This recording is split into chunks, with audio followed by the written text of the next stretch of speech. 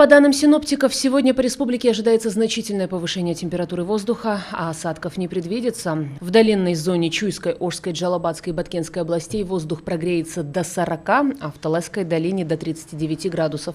В Бишкеке минимальная температура воздуха ночью 23-25 градусов, а максимальная днем до 41. Между тем, Минздрав предупредил о том, что высокая температура воздуха может стать фактором риска для здоровья населения.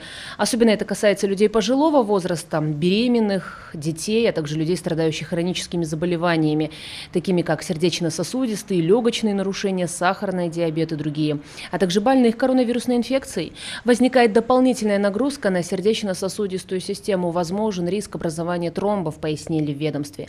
В связи с этим медики рекомендовали гражданам по возможности избегать прямых солнечных лучей, находиться в тени или ограничить пребывание на улице, использовать головные уборы, зонтики, а также соблюдать водный режим, пить больше жидкости.